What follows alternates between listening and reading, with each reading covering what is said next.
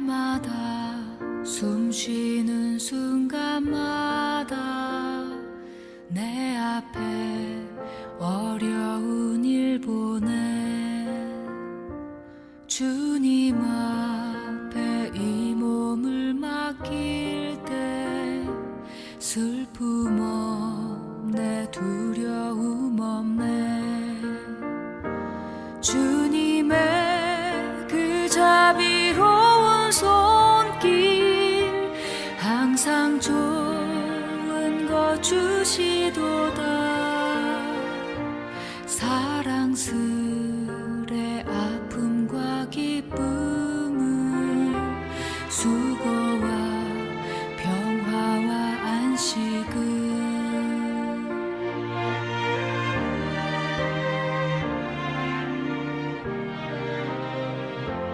날마다 주님 내 곁에 계셔 자비로 날 감싸주시네 주님 앞에 이 몸을 맡길 때 힘주시네 위로함 주네 어린 나를 품에 안으시사 항상 평안함 주시도다 내가 살아 숨을 쉬는 동안 살피신다 약속하셨네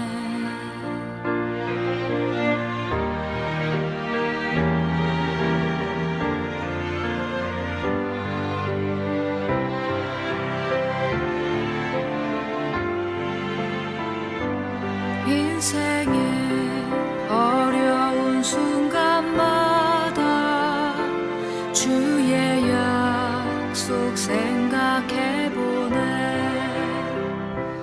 내 맘속에 믿음 잃지 않고 말씀 속에 위로를 얻네 주님의 도우심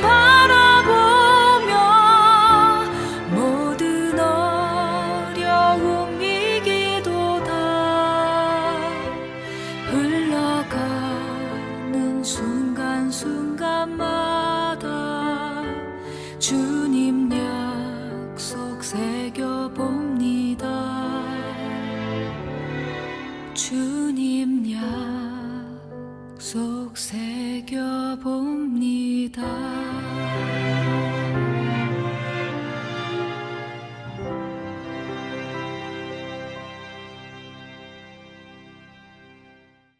오늘 말씀은 마태복음 18장 1절에서 9절입니다. 제가 봉독하겠습니다. 그때의 제자들이 예수께 나와 이르되 천국에서는 누가 크니이까? 예수께서 한 어린아이를 불러 그들 가운데 세우시고 이르시되 진실로 너희에게 이르노니 너희가 돌이켜 어린아이들과 같이 되지 아니하면 결단코 천국에 들어가지 못하리라. 그러므로 누구든지 이 어린아이와 같이 자기를 낮추는 사람이 천국에서 큰 자니라. 또 누구든지 내 이름으로 이런 어린아이 하나를 영접하면 곧 나를 영접함이니 누구든지 나를 믿는 이 작은 자 중 하나를 실족하게 하면 차라리 연자맷돌이 그 목에 달려서 깊은 바다에 빠뜨려지는 것이 나으니라. 실족하게 하는 일들이 있음으로 말미암아 세상에 화가 있도다. 실족하게 하는 일이 없을 수는 없으나 실족하게 하는 그 사람에게는 화가 있도다. 만일 내 손이나 내 발이 너를 범죄하게 하거든 찍어 내버리라. 장애인이나 다리 저는 자로 영생에 들어가는 것이 두 손과 두 발을 가지고 영원한 불에 던져지는 것보다 나으니라. 만일 내 눈이 너를 범죄하게 하거든 빼어 내버리라. 한 눈으로 영생에 들어가는 것이 두 눈을 가지고 지옥불에 던져지는 것보다 나으니라. 아멘. 오늘 본문은 천국에서 누가 크니까? 라는 제자들의 질문에 대한 예수님의 답변으로 이루어져 있습니다. 예수님은 하나님 나라의 성도가 어떤 마음으로 살아야 하는지, 그리고 서로를 어떻게 대해야 하는지 가르쳐 주고 계십니다. 오늘 본문을 통해 예수님의 마음을 저희가 함께 품을 수 있기를 소망합니다. 성도 여러분, 세상의 관심사는 항상 큰 것에 있기에 누구나 큰 자가 되고 싶어 합니다. 이 큰 것에 대한 관심은 제자들의 경우도 예외가 아니었습니다. 예수님의 제자들도 큰 자가 되고 싶었고, 그래서 오늘 본문에서 제자들이 마음을 먹고 예수님 앞에 나와 묻습니다. 본문 말씀 1절은 그때의 제자들이 예수께 나와 라고 시작하고 있습니다. 그때에 라고 기록된 것을 보아 앞서 기록된 사건과 이어진다는 것을 알 수 있습니다. 17장에 기록된 사건을 주목해 보면 제자들은 예수님의 변화산 사건과 귀신 들린 아이를 고치시는 기적을 보았습니다. 그리고 예수님께서는 반복적으로 앞으로 그가 당하실 고난과 죽음에 대해 말씀해 주시고 있음을 알 수 있습니다. 제자들이 그렇게 예수님을 경험하고 그의 예고된 죽음과 부활에 대해 들었음에도 불구하고 이러한 질문을 하고 있는 것을 보면 그들은 새로운 왕이 될 예수님에 대한 기대와 그들이 누리게 될 특권에만 관심이 커져 있었음을 알 수 있습니다.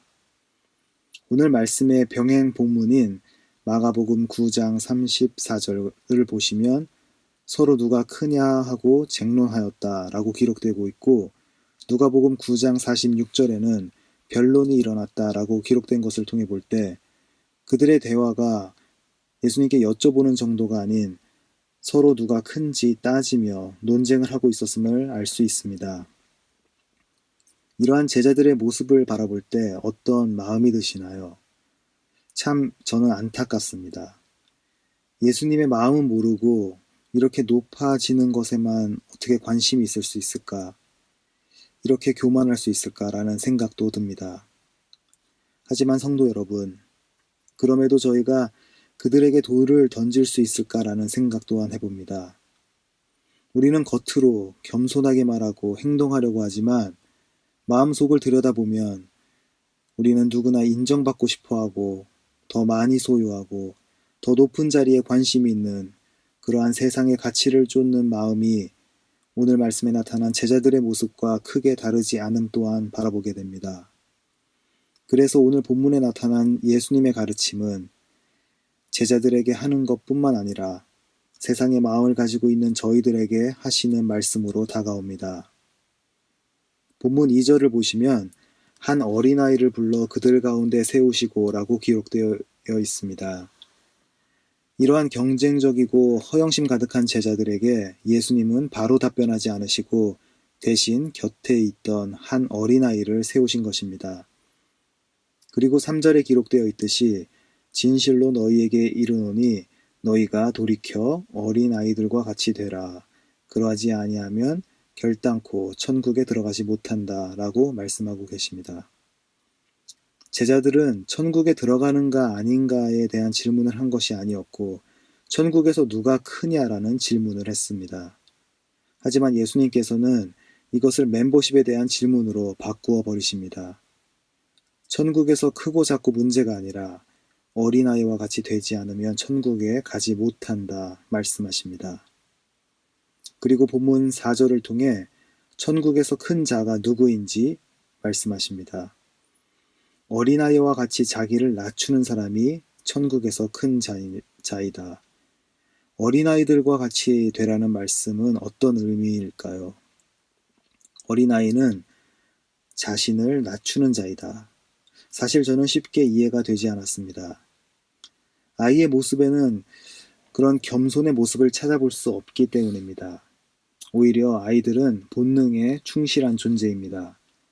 아이들이 노는 모습을 바라보면 자기를 낮추기보다는 오히려 자신이 모든 것을 컨트롤하고 소유하려는 그런 모습을 볼 수 있었습니다. 네, 어린아이는 결코 자기를 낮추는 사람이 아닙니다. 그렇다면 이 말씀은 무슨 뜻인가요? 이것을 두 가지 면에서 생각해 보았습니다. 첫 번째로 어린아이는 너무나 연약해서 도움이 필요한 존재입니다. 어린아이는 먹을 것과 입을 것, 그리고 잠잘 곳을 제공받지 않으면 살 수 없을 것입니다. 부모가 없이는 돌보는 사람이 없이는 살 수 없습니다. 오늘 예수님은 저희가 그런 어린아이의 모습을 회복해야 한다고 말씀하고 계십니다. 어린아이는 연약해서 혼자 힘으로 살 수 없고 부모의 뜻에 순복해야 살 수 있듯이 하나님의 뜻과 보호 아래에서 살아가는 자만이 천국에 들어갈 수 있음을 말씀하고 계십니다. 사랑하는 성도 여러분, 저희 모두가 이러한 어린아이와 같이 되기를 소망합니다. 혹시 아직 하나님을 모르신다면 그분을 진정으로 알 수 있기를 소망합니다. 그리고 돌이켜 아버지 하나님께로 돌아가 십자가의 은혜로 아버지의 집 천국에 거하시길 간절히 소망합니다. 또한 성도 여러분, 이 땅을 살아가면서 내 힘으로 하려는 그런 교만한 마음을 회개하고 어린아이와 같이 우리는 하나님의 은혜 없이는 살아갈 수 없는 자임을, 또한 우리 힘으로는 아무것도 할 수 없음을 시인함으로 하나님 앞에 나아갈 수 있으시길 소망합니다. 아버지 되신 창조주 하나님께 의지하고 그 안에 거할 때 약속하신 천국뿐 아니라 오늘의 삶을 통해 하나님의 통치를 즐거이 받고 이 땅에서 천국을 경험하는 삶을 사실 줄 믿습니다. 두 번째로, 어린아이는 낮을 수밖에 없는 자입니다. 지금의 우리는 이해가 잘 되지 않지만 예수님과 제자들이 살았던 2000년 전 유대 사회에서 아이들은 낮은 대우를 받는 것이 당연시 여겨졌습니다.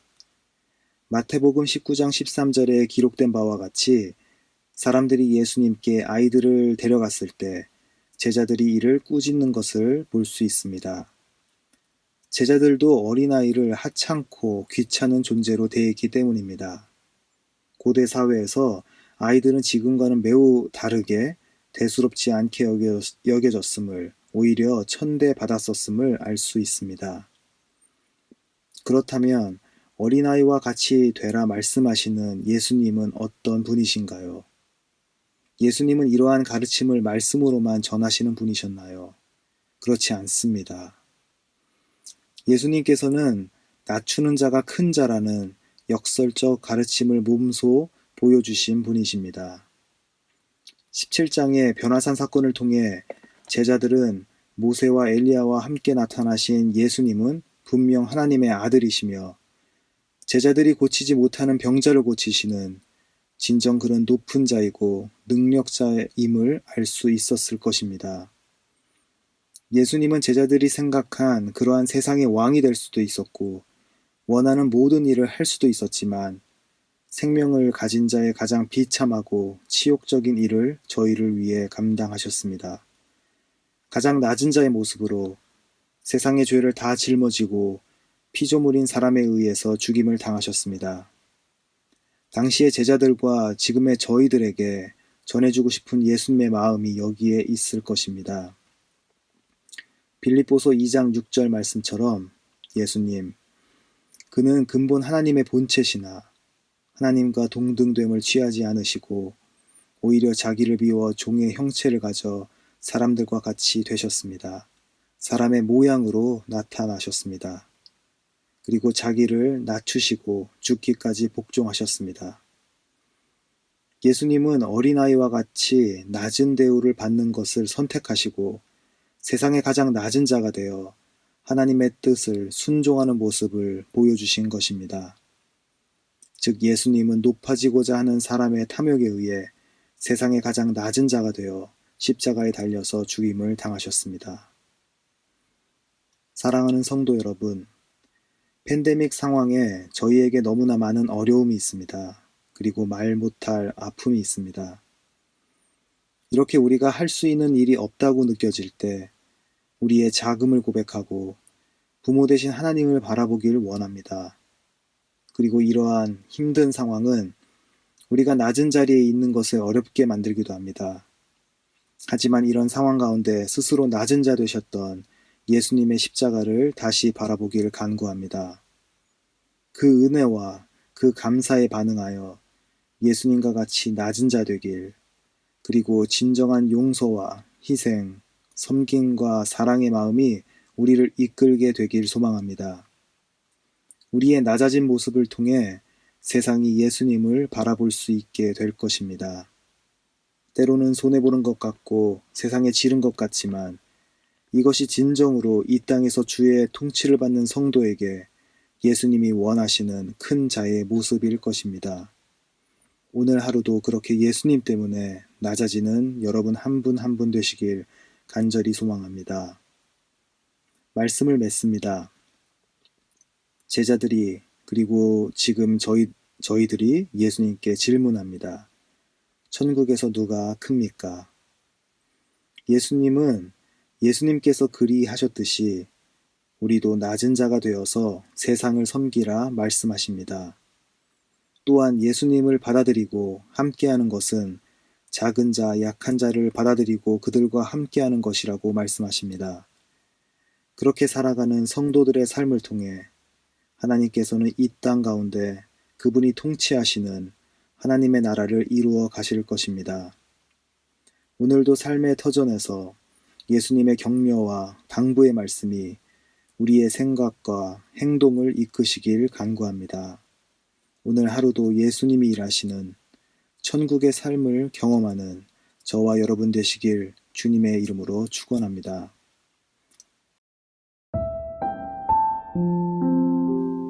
이 시간 함께 기도하는 시간을 갖겠습니다. 먼저 오늘 말씀을 기억하며 기도하겠습니다.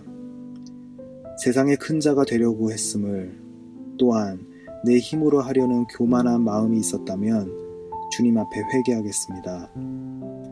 특별히 사순절을 보내며 이 땅에 낮은 자로 오신 예수님을 기억하며 예수님처럼 저희도 세상을 섬기기를 간구하는 기도를 함께 드리시겠습니다.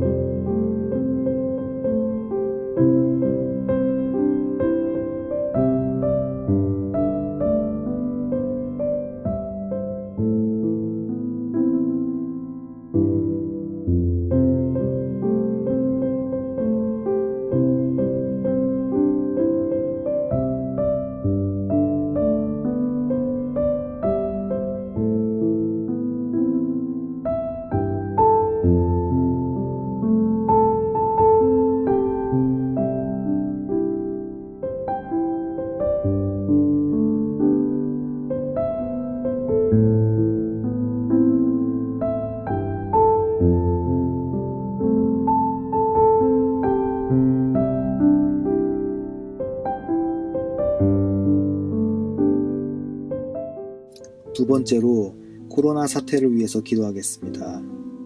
백신과 치료제가 안정적으로 효과를 발휘하여 이 사태가 속히 안정화되도록 기도하겠습니다. 또한 건강으로, 재정적으로, 심리적으로 고통받는 분들을 위해서 그리고 수고하는 의료진에게 힘을 주시도록 함께 기도하겠습니다.